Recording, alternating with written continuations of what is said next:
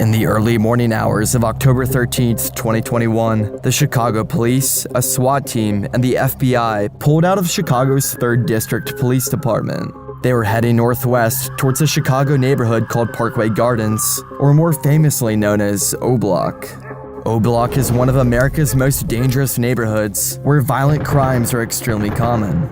Police are often called to this neighborhood during these violent outbursts, but this time, it wasn't a response call.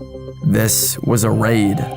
For the first time ever, the FBI was involved in a case tied directly to O Block, and it wasn't going to end well for some of its residents. Another day of SWAT team raids. The scene unfolded in the Parkway Gardens neighborhood near 63rd and South King Drive. These police units began their raid by blocking all 5 exits to the Parkway Gardens neighborhood. These law enforcement agencies had with them search warrants, arrest warrants, and were going after the suspects in the killing of FBG Duck. FBG Duck was a famous rapper and was part of O Block's rival gang. This rival gang was known as the Gangster Disciples, while most of the men living inside O Block are part of the Black Disciples. Out of the Black Disciples, the FBI was going after 4 main suspects. The FBI's suspects were Charles Liggins, who goes by C. Murda, DeCarlos Offord, who goes by Los, Christopher Thomas, who goes by C-Thang, and Marcus Smart, who goes by Muwop. All 4 suspects were sleeping at the time of this raid, and these law enforcement officers knew exactly which building they were in. It wasn't too difficult for the FBI to track down these 4 individuals that were behind the killing of FBG Duck. That's because these 4 individuals weren't very discreet about their involvement in this killing. You got any thoughts on FBG Duck? Any thoughts on him? Did you know him? Who Duck? Did you know him before? Everything like that. I don't know. Okay. All I know, don't say that shit about Troy or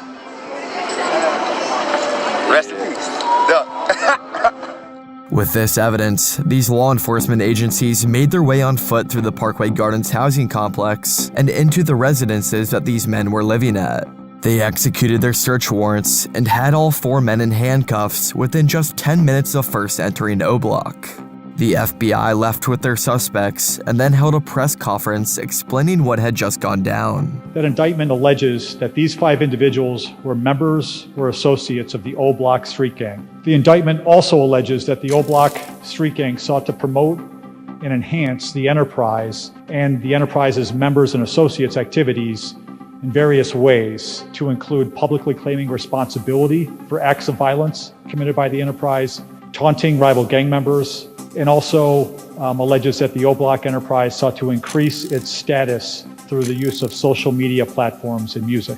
But the FBI wasn't involved in this case just to go after these 4 men. This FBI investigation was far from over, as they believed there was a much bigger problem at stake following this killing. But how exactly was it so easy to find all this personal information on the 4 main suspects? Today, it seems like anyone can find out where anybody lives, what your email address is, and what you buy online, all just by doing a simple Google search. A large reason for this all traces back to data brokers. These data brokers know your name, your age, your phone number, where you live, and they sell this information across the web, all assembled in massive lists. It's extremely difficult to get your name and personal information off these lists, but the good news is, it is possible. It's possible with today's sponsor, Incogni, which specializes in protecting your digital privacy. Incogni reaches out to the data brokers for me and requests that they remove all my personal information from their sites. Some of these data brokers will actually push back when requesting to remove my information, but Incogni continues to push them until all of your personal information is deleted.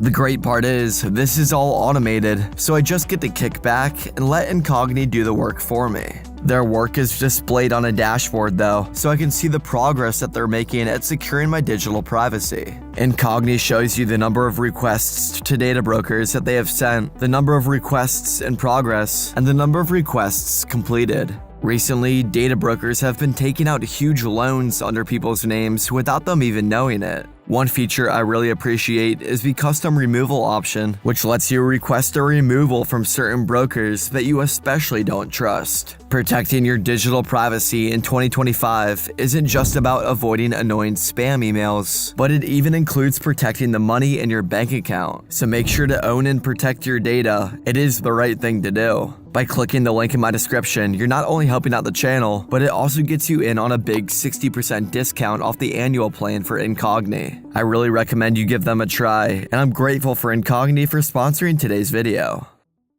On August 4th, 2020, at approximately 4:20 p.m., FBG Duck exited a dark-colored sedan driven by his girlfriend. FBG Duck was in Chicago's Gold Coast looking for a birthday present for his son. Chicago's Gold Coast is known as one of the city's safest and wealthiest areas, known for luxury boutiques and high-end condos. As Duck was walking into a store, two vehicles, a silver Ford Fusion and a black Chrysler 300, screeched to an abrupt stop next to Duck. Four individuals quickly got out of the cars and immediately opened fire, unleashing a hail of bullets at Duck. Duck attempted to hide behind a car, but the bullets were coming too quickly. The entire assault lasted a mere 15 seconds, but was described by witnesses as 15 seconds of mayhem. The gunmen quickly hopped back in their cars and sped off. Duck was struck multiple times, where doctors later counted 16 bullet wounds across his body. Even Duck's girlfriend sitting in the car was struck, along with a bystander completely unrelated to the incident. This shooting happened on a busy weekday afternoon where surveillance footage showed many cars and pedestrians nearby. Surveillance footage was also able to track these vehicles on many different roads throughout Chicago and even traced their cars all the way back to O Block. At 4:56 p.m., just a half hour after the shooting, surveillance footage shows the same Chrysler pulling back into O Block, and Charles Liggins was seen exiting the passenger seat. This incident made national headlines, and local residents were extremely concerned that the gang violence was now spilling onto their own streets. This signaled that the violence of O Block could even be felt in one of Chicago's safest neighborhoods.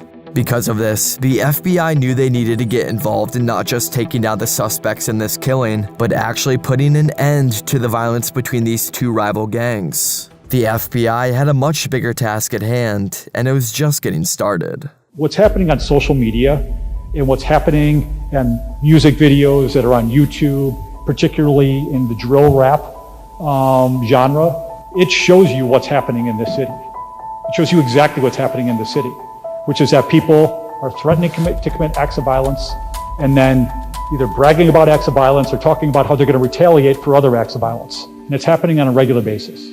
As mentioned before, the two main gangs operating in and around O Block are the Black Disciples and the Gangster Disciples. These two rival gangs used to be united under the same gang, known as the Black Gangster Disciple Nation. This was one of the largest organized crime groups in Chicago that was formed in the early 1960s. By the late 1970s and early 1980s, tensions between the leaders in this gang started growing. Eventually, these tensions became so strong that the gang split up into two separate gangs, which resulted in the Black Disciples and the Gangster Disciples. This split wasn't just for organizational purposes. This split led to serious ongoing violence between the two groups, especially on Chicago's South Side.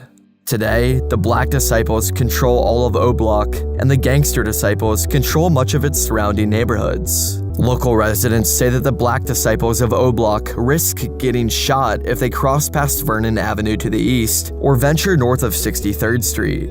These are the sharp cutoffs between the Black Disciples and the Gangster Disciples territories. While the Black Disciples have Parkway Gardens, the Gangster Disciples call the neighborhood of Woodlawns home. Between Parkway Gardens and the Woodlawns neighborhood, 95% of the residents are Black and many live in poverty. Many violent interactions often take place right on King Drive, which is right next to where the borders of the two gangs meet. There was a McDonald's on King Drive that the Gangster Disciples were known to stay away from, given this was Black Disciples territory. This McDonald's ended up being a violent meeting ground between the two groups anytime a gangster disciple stepped foot here, and eventually had to close down because of this extremely hostile environment. Most of the shootings on King Drive take place between 64th and 65th Streets, where many of the businesses located on this block have had a tough time doing business with the constant crime. You hear like shooting every single day. I can't step outside anymore. I can't, I'm scared of my life.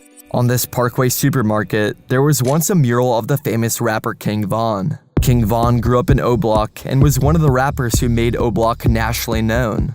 King Von made an album called Welcome to O Block that was released in 2020. This album is a vivid narrative of what his experiences growing up in O Block were like. King Von was very involved in gang violence and ended up losing his own life outside an Atlanta nightclub in 2020. Even before King Von, there was another influential rapper that contributed to O Block's fame. The first major artist to come from O Block was Chief Keef, who was generally known for the birth of drill music. Chief Keef had his breakout hit in 2012 known as I Don't Like, and frequently references O Block in his music. Chief Keef has stayed away from O Block ever since he became famous though, for fear that his life would be in danger by rival gangs if he were to return. And then there's Lil Durk, who is technically from nearby Englewood, Illinois, but is heavily associated with O Block. In 2021, Lil Durk publicly said that he wanted to buy Parkway Gardens when a rumor came out that the neighborhood was up for sale. Lil Durk tweeted out, "I'll buy it, don't matter how much it is." But arguably the most famous person by far to once live in O Block is Michelle Obama. Michelle Obama was born in Parkway Gardens and lived here for the first 2 years of her life. The neighborhood was originally a cooperative housing project designed to provide affordable housing to Black working-class families. It was originally a safe and supportive neighborhood. But even back in 1964, when Michelle Obama was born here, her parents could see that the block was changing. Because of this, Michelle Obama's family moved to a safer neighborhood outside of Chicago. In 2006, the nearby affordable housing complex known as the Robert Taylor Homes was demolished. This led to the displacement of many of its residents, including members of the Black Disciples gang. Many of these Black Disciples moved their operations to Parkway Gardens. Already in Parkway Gardens at the time was the Gangster Disciples territory. These two groups, now living basically on top of each other, set the stage for violent territorial disputes between the two gangs. The next major increase in violence came in 2011 when a Black Disciples member named O.D. Perry was killed. O.D. wasn't just a random member of the Black Disciples, he was highly respected and considered a key figure in the neighborhood's street structure. O.D.'s death was a major blow to many young men in the community. Because of this tragic loss, the block was then referred to as O Block in his honor. O.D.'s death also coincided with the rise of drill music. The music artists from O Block that we mentioned before, Chief Keef, King Von, and Lil Durk, started referencing O.D. and O Block in their lyrics. This brought national attention to the block and even to the gang conflicts that were fueling their music. As O Block was becoming famous on the internet, the two gangs seemed to ramp up their violence even further. Between the years of 2011 and 2014, O Block had more shootings than any other block in Chicago. Since 2014, crime has still been rampant, where every year O Block averages 145 violent crimes, 280 property crimes, 114 acts of vandalism, and 31 motor vehicle thefts. Other areas around Chicago also have high crime rates like Englewood, Washington Park, and Woodlawn, but O Block stands out because of how many crimes take place in such a concentrated area. Because of how extreme this block had become, the Chicago police knew that they needed to make some massive changes. The department's first step was assigning a special unit just to patrol O Block.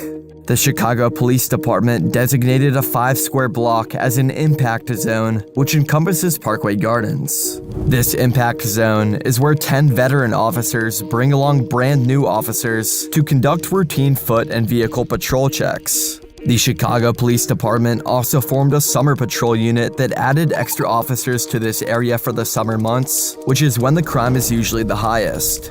Along with more police patrolling the area, visitors are now met with heightened security. When visitors are driving into the Parkway Gardens neighborhood, they have to pass through a 24-hour guardhouse that is stationed at each of the entrances. Residents of O Block are given a special sticker on their car that allows them entry automatically. Additionally, the complex is surrounded by an 8-foot-tall fence, and pedestrians are limited to just 5 entrances along King Drive. There have also been over 100 security cameras installed throughout O Block. These cameras monitor building entrances, courtyards, parking lots, and pedestrian gates. This footage is actively being monitored by the special O Block security personnel and has helped investigators to find many criminals behind deadly crimes. A major root cause behind the violent crime of this block is the fact that many of the children here aren't often in school. In 2022, 45% of children living in O Block were classified as chronically absent, which is defined as missing 10% or more days of school. Students from O Block attend the Hirsch Metropolitan High School, which has an average attendance rate of 61%, much lower than the state of Illinois' average attendance rate at 89%. Roughly just 65% of residents living in Parkway Gardens have attained a high school diploma. There's many students living here that want to go to school more often, but say they are afraid of walking to school. This walk can be dangerous because many of the kids have to cross into rival gangs' territories in order to get to school.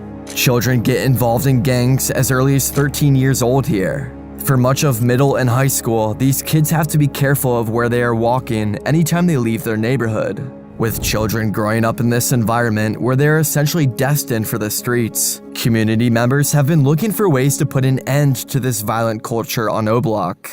Recently, a new $350,000 artificial turf field has just been installed at Dulles Elementary School, which is just north of Parkway Gardens. This field was installed to hopefully give teens and children a safer place to play.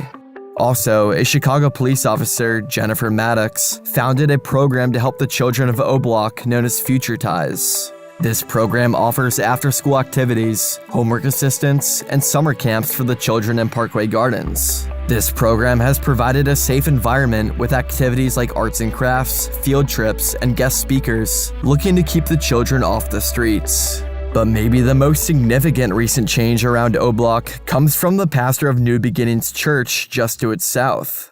Pastor Corey Brooks camped out on the roof of some empty shipping containers in 2021 to raise money for a new community center. 10 years ago, Pastor Brooks made international headlines when he spent 3 months of the winter on top of a crime-infested motel across the street from his church, raising nearly $500,000 to tear that motel down. Now, on that empty lot, there are 4 metal freight containers, symbolizing the $30 million community center he wants to build on this site. These shipping containers were just across the street from his church on King Drive. This community center would feature classrooms, a gym, restaurants, basketball court, and other facilities aimed at helping its community members become better equipped to enter the labor force.